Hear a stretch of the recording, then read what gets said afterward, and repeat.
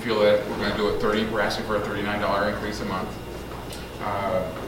That it will be divided between operations and capital, mostly going to obviously mostly going to operations, and that should get us in line with here on the scale of inflation, and with the with voting into place the cost of living adjustments that the board can do on its own. We should be able to not have these dips and valleys. So that should hopefully keep us in fairly good shape going forward.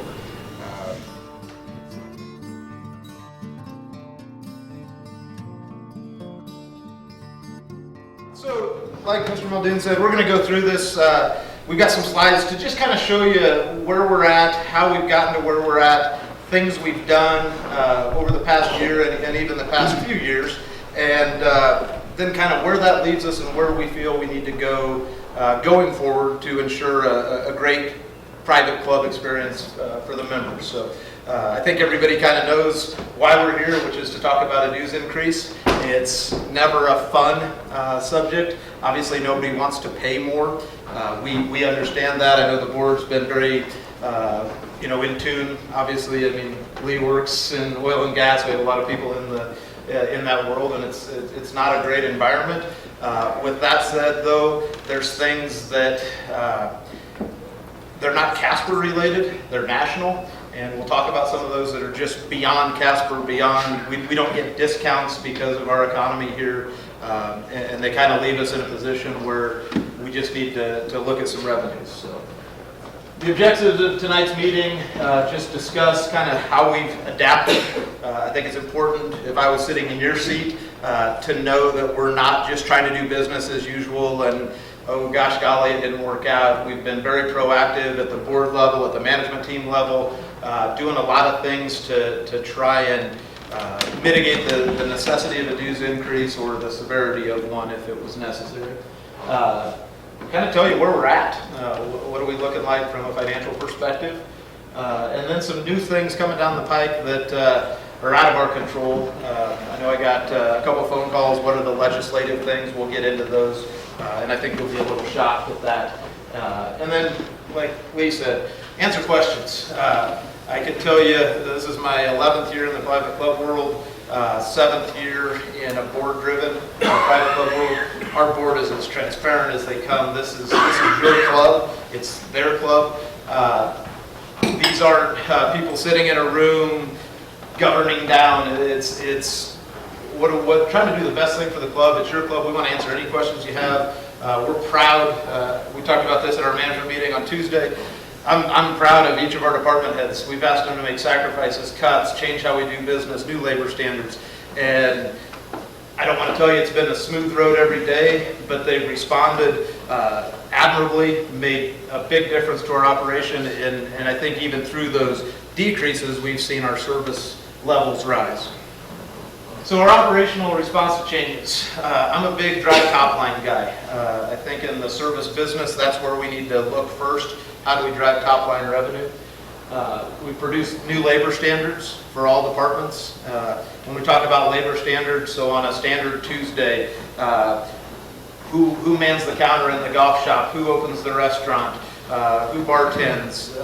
All those departments. Who's mowing different parts of the golf course? Do we change mowing patterns? We went to kind of a tiered hiring with some younger kids and then moved up so that we were better utilizing golf course maintenance labor. And I think we could all agree the golf course was sensational this year in a really difficult weather year. And Randy did a great job there. So those labor standards developed a commitment to all aspects of the property. We didn't go into just full cut mode. We tried to manage our resources better, but actually try and raise the bar in the service experience. The summer of 2015, anybody that used the pool knows was a difficult summer. We got pretty creative in how to address that, and I think we had, from what I heard from people, as good a pool season as we've had. We've got a great tennis program through that relationship with the Wyoming Athletic Club. And then the board of directors, management team, and staff, we're here for you guys. This is your recreational outlet, and we want to provide, a good, welcoming, fun, positive experience, and I think from top to bottom, our team does a very good job of that.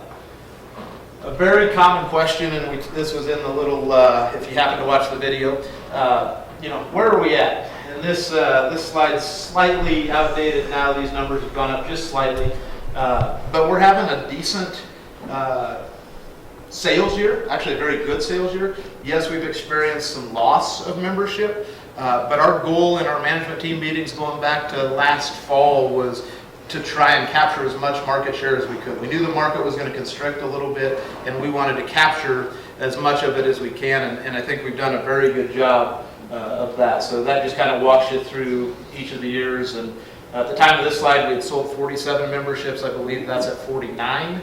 And we had 47 resignations, and I believe that's at 53. So we've seen just a little more resignation than sales. But when you look at that sales, I mean, we're near the top that we've ever been, second best sales year in the last 6. This is the big barometer for us. Again, if you watch the video, FTEs. So an FTE for us is a full-time equivalent membership, which is based on resident membership. So each category lesser than that in dues is a proportional FTE. So if you're a graduate member paying half dues, you count as 1/2 FTE. If you're a social member, it's 0.125 FTE. So this is the number that really kind of tells us, okay, where are we at membership-wise? Right now, these numbers are current as of when Alina left today. We are at 361.25 FTEs. Last year when we closed our books, September 30th, we were at 373. So we're 11.5 full-time equivalents down from last year, but substantially higher than we were back in 2011, 2012, ending the year. So right in there is where we're looking finishing this year. This just gives you our fiscal year, for those of you that aren't familiar, begins October 1. So this is through the third quarter of our fiscal year, just to kind of show you where we sit operationally. And we picked 2016 this year, 2015 to kind of do a year-over-year comparison, and then 2011, which was the last substantial dues increase, and just to kind of show where things are. So you can see a big uptick in operating revenue, but also a pretty big uptick in expenses. Expenses are pretty flat, and revenues are pretty flat, up a little bit. And you also see a big jump in our cost of goods sold. So cost of goods is going to be grocery bills, liquor bills, soda bills, things like that. So we have had to pass on some of that cost, but we try not to show a big escalation in our cost, the pass on cost to the members. And then our P&L down here at the bottom. So you can see we're losing a little bit of money each year, a little less this year than last year, and that's where we feel like we're going to end this year as well.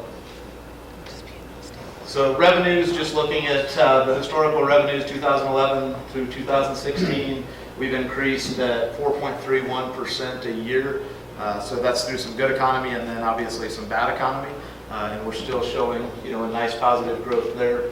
And then we went into our expense column to kind of show where these different expenses lie. So cost of goods, as we showed earlier, has gone up about 6% a year.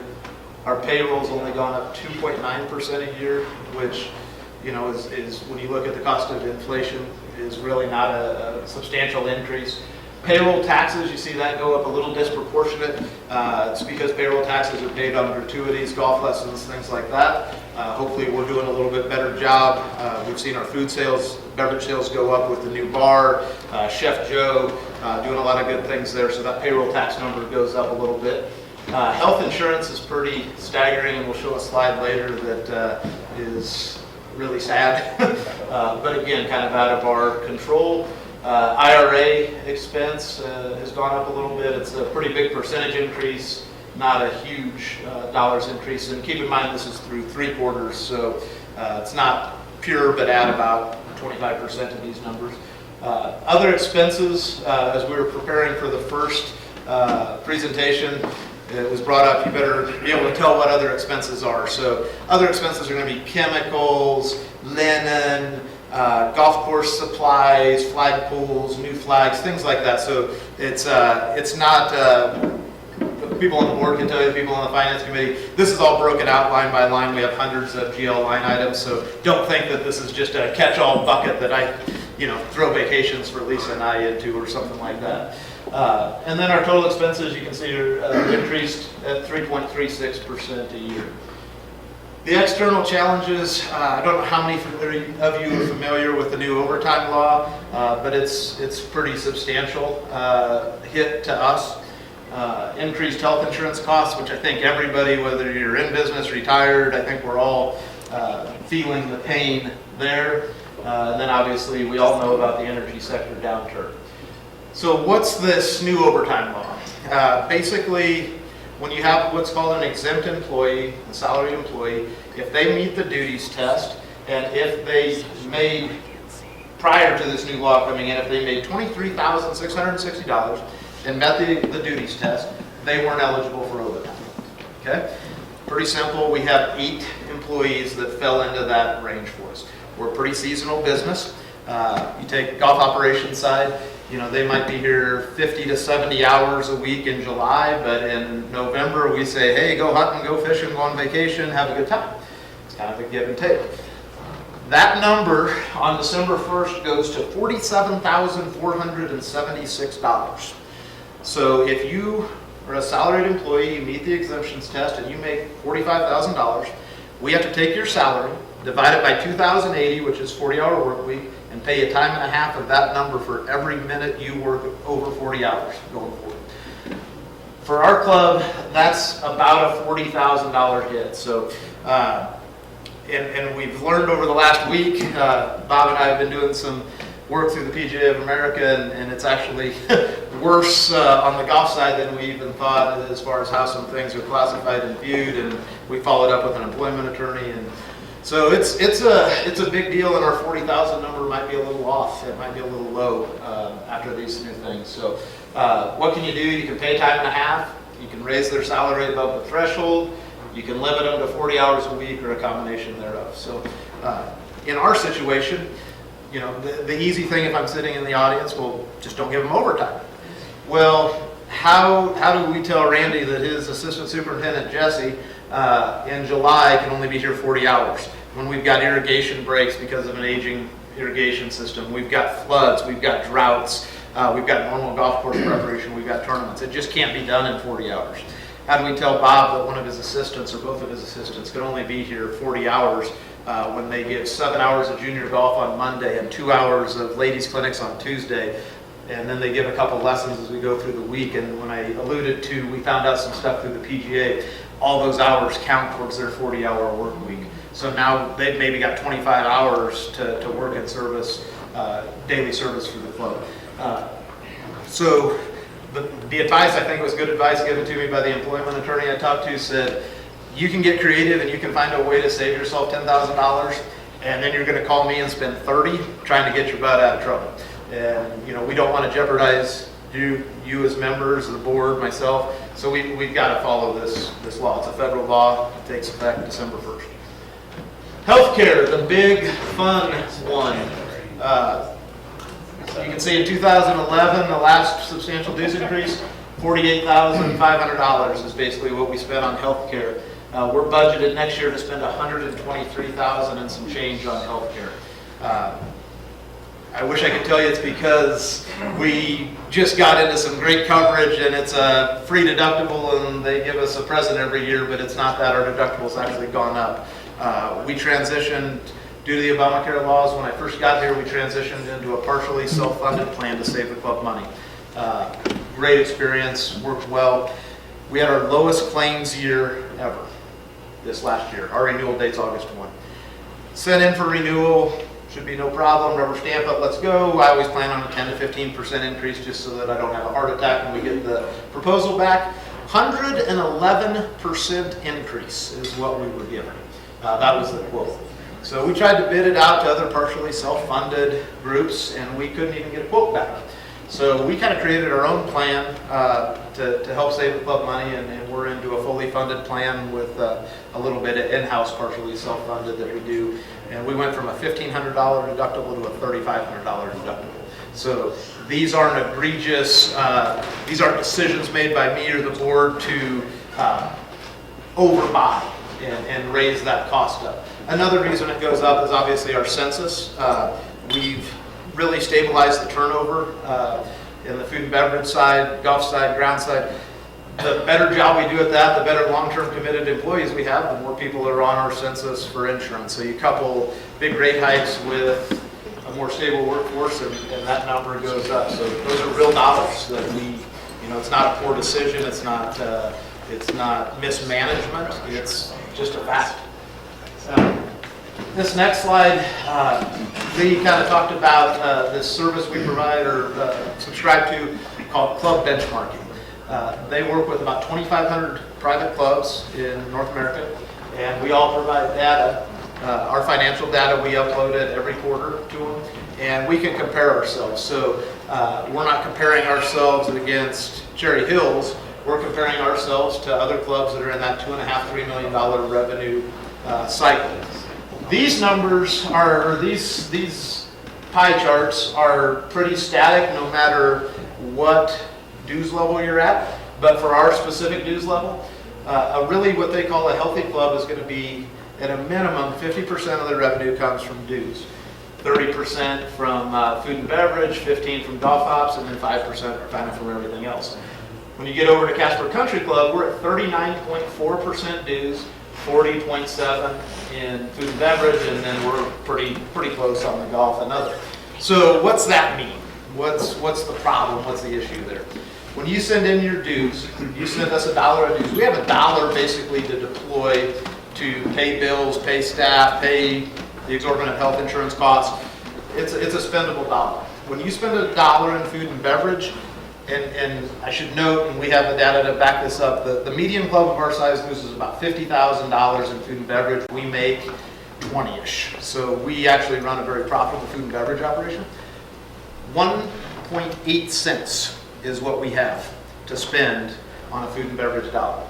So when you end up disproportionately heavy, basically 10% off, the numbers add up to the same. You're still coming up to that $2.5 to $3 million in revenue, but the spendable dollars are obviously much different.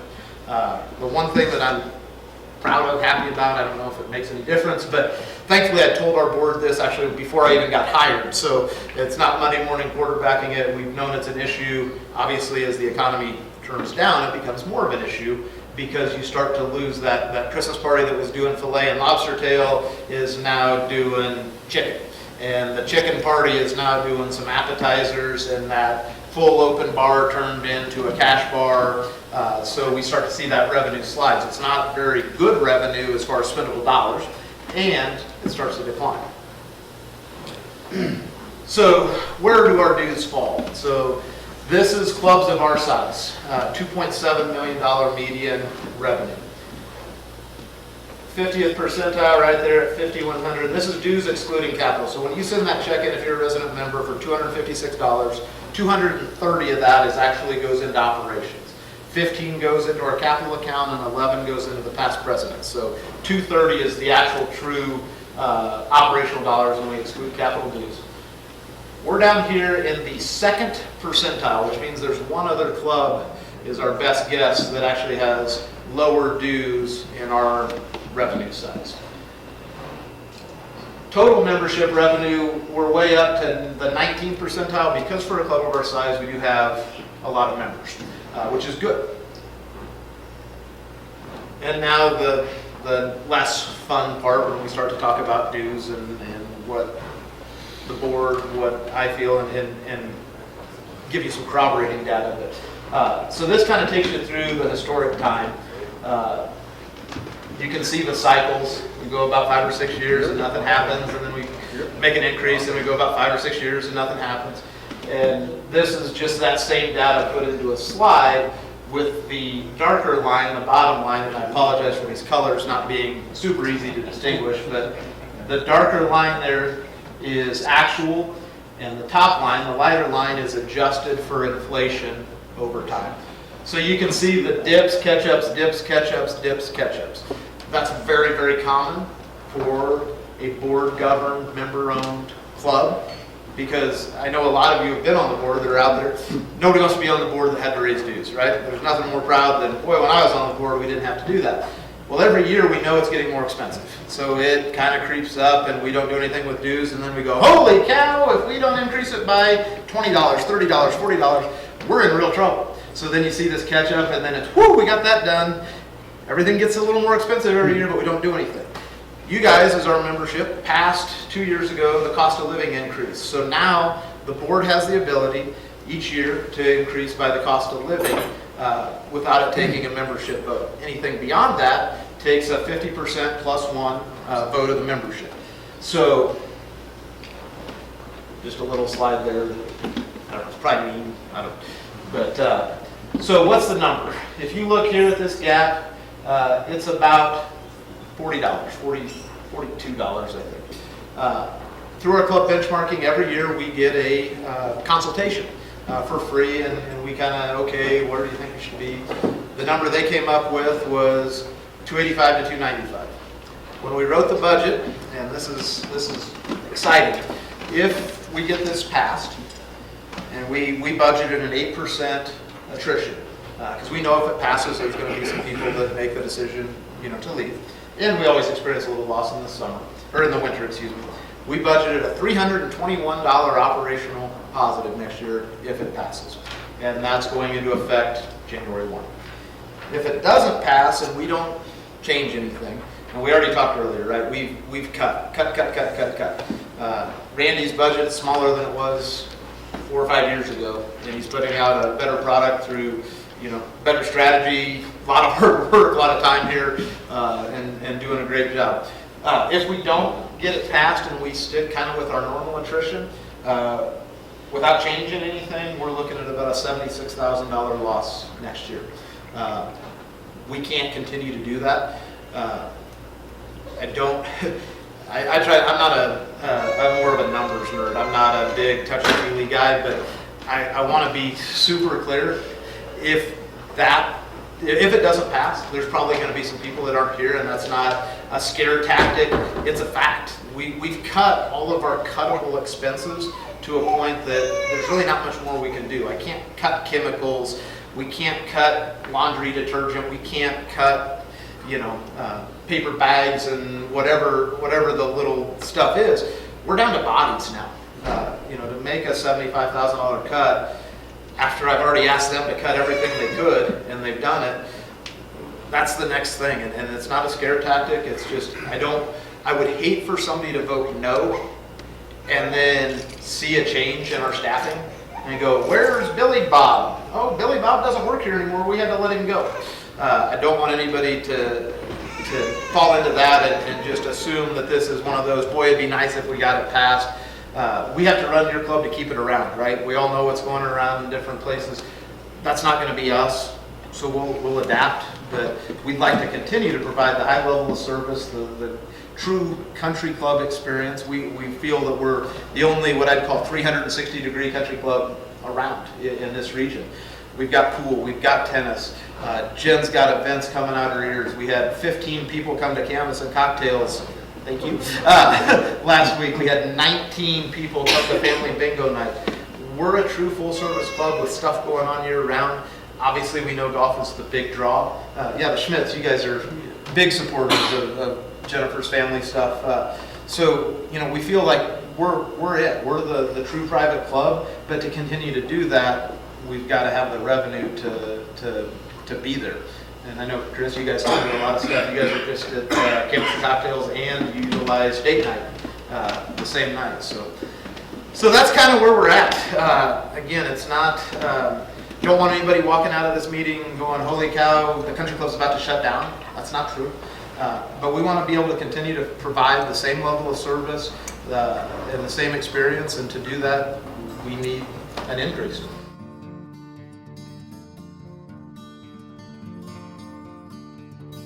There's a private club closing, Petroleum Club, 300 plus members. We Is are, there is an outreach program going? Yes. we are doing an outreach program to them. A lot of those members. Mostly social, right? Yeah, that's a social membership that will help with, you know, the dues is very minimal, but every little bit helps. That might turn the tables a little bit more, which helps, again, as Jeff said, that's 1.5% to the bottom line. So it helps the club a little bit, but it's not a big bottom line driver. You know, but we are putting an offering out to those members at the What is the offering? we're going to put out an offering to them to a no initiation, just pay dues and We can help minimums. with that process if Yeah. you let us know what it is. Yeah, we can send that out. We've actually worked through them. We've got 6 new members in the last week. Social from members there. or members? Social members. Yeah. And we're right now bidding 4 different, what I'd call recurring F&B functions, meeting type deals. So yes, we've been very aggressive with that. So it's no initiation fee and then what? I didn't. Just social dues, $30. It's at $30. I think it's $30 a month for dues and the minimum. Yeah, the 50 minimum. And if the dues increase passes, it's going to 34, from 30 to 34 And now. I don't recall what their dues were. I think I heard it's quite a bit higher. I think It's it's $100 less a here month than and there. $50 a month, use it or lose it. Yeah. $100. We're not expecting a boom from this, but, you know, we might get, you know, 30, 40 members. That's also the reason why the Troy Club closed, because no one showed up. Correct. So is there a number of memberships that would make the facility top-heavy? In other words, that we would then become limited in the services you can provide? Yes, Yeah. but we're nowhere near that critical point. We right now, we have, how many members total? Total, we're about 460 right now. You know, we could probably handle 500 without a problem, without much change. It depends on what category there were. If we got a big influx of resident and graduate memberships that were causing compaction on the tee, that becomes an issue. As far as food and beverage capacity, we could probably support double the membership, with the exception of Friday nights. So, thank you all for that. So, Jeff, what's the head count we employ summer versus winter? Do you know? Or So roughly? we're right around, it's a little different than it was because of the contractual things we do with the WAC on pool and whatnot. But total bodies on property is about 102 to 108 in the summer. And then in the winter, we're more into the 50-ish range, 45-ish range. And so have we explored contract labor for Randy to run a contract crew possibly? To look at seasonal, to maybe lower our head count, our exposure for insurance, overtime. I'm just throwing it out there. I don't know. I'm just wondering if that's, because we want Randy over grounds. Right. Doing a great job, but if we bring in a seasonal crew, because I think they do offer those. So But I don't know if that's a savings or not, or do you get, It depends on the contract. One thing that a lot of clubs do, and Randy and I spent quite a bit of time on this last year, I believe, is the FUA stuff where you bring in labor from Mexico, Canada. We looked at that and there is some savings there, but it's really difficult in Casper to bring anybody in because of housing. Being in Wyoming, there wouldn't be money to stay in Wyoming. yeah, Ideally, yes. I don't want to support my shore. See, we already have seasonal employment. We don't, Randy doesn't have a 20-person crew in I December. mean, right. how big's your crew in the wintertime? Preferably Four people around and. And that's 4 people including him. And what's it in the summer? we probably this year had 20. 20 to 22. So you have a I have a substantial lot of increase. part-time people. The clubs that we're compared to, is that like Sheridan, Cheyenne, or who's in our comparison? we don't- We're low on dues. Right, we don't get specific club data, they provide anonymity there. What we look at, and they have a white paper on it, what we're comparing is revenue size. So it's not necessarily location, and they have a white paper on when they first started this company 15 years ago, they thought it would be very location-based, and actually what they found through their data, because they obviously know who's submitted, what they found is it's more revenue, it's much more revenue-based than it is location-based. It doesn't matter if you're a 12-month season or a 5-month season, if you're bringing in X, this is kind of where you fall. And they don't, say you're doing a good job, bad job, they just show you the data. This is the median, this is the bottom quartile, this is the top quartile, and here's where you are. For example, in food and beverage revenue, for clubs of our size, we're almost in, I think, 79th or 80th percentile in food and beverage revenue. As we were preparing for this and at the board level, I reached out to a company called Creative Golf Marketing. They're the largest private club marketing firm in the country, happen to be pretty good friends with the owner. And, he said, Jeff, and you guys tell me I could be wrong, but he said, what would be the number one complaint of your membership? And I said, I think it would be our menu prices in the restaurant. And I wish we could lower them. I wish food and beverage could be an amenity at this club where we provide the best food, best service in town at a discounted price because of the membership you pay. We can't. If we lost $50,000 in food and beverage, that $60,000 loss we're going to book this year would be a $120,000 loss. We don't do it to try and penalize the membership. We put the pricing together that we do to try and keep the club viable and here. We run for the year at about a 38% food cost. If we were running a for-profit Jeff's Bar and Grill that I've got to keep open, that number would have to be in the low 20s, mid 20s. So our food cost is actually higher. We try and buy good product and provide you guys with good quality food. We haven't raised liquor prices. When we built the new bar, I bet you're going to gouge us on the liquor prices. We raised liquor prices January 1, 2014, and nothing has gone up since. Has our cost increased a little bit? Absolutely. We try not to pass that on when we don't have to, but now we're getting, to the point where we can't. Business as usual is not going to be a good thing for Casper Country Club. We're not going to go out of business tomorrow or in a year or even 2 or 3 years, but if we don't change something, it's not a sustainable model, what we're doing. I frankly am glad to know that we are giving our important employees benefits and that they're going to be making a more livable wage. I mean, they work hard for us. So many of them are familiar, great faces. And so I say if we have to raise it a little bit, let's raise it. I mean, a lot of us pay a lot more at clubs in different states where we go for the winter and then try to nickel dime our club here. So. And I was, when I talked to Steve Graves again, Creative Golf Marketing, I said, we talked, and he's got a really unique sense of humor, but, we just talked about putting a slide together of, every morning, I live right up here by the school, and every morning I drive to the quick shop place and I get myself a soda, $1.79. What we need is $1.30 a day. How many things do each of us do every day that cost a lot more than $1.30? Hopefully we're a big enough part of your life and your recreational time that, that $1.30, it adds up to, $468 over the course of the year, which is a lot of money. But again, at the end of the day, it's about $1.30 a day that we need to continue to provide you with a great experience. We've been a member here since the 70s, and I think this is one of the better presentations I've heard in that number of years. Thank you. I applaud you for Yeah. But I think you probably heard some other comments, one of them tonight here and one of them tonight there, that the board ought to be thinking about. And to now just kind of look back and start thinking a little more like you have been in relationship in the years going forward. Ballots are going to be mailed out on Monday. So obviously we've got the new board slate and then also the proposed dues increase.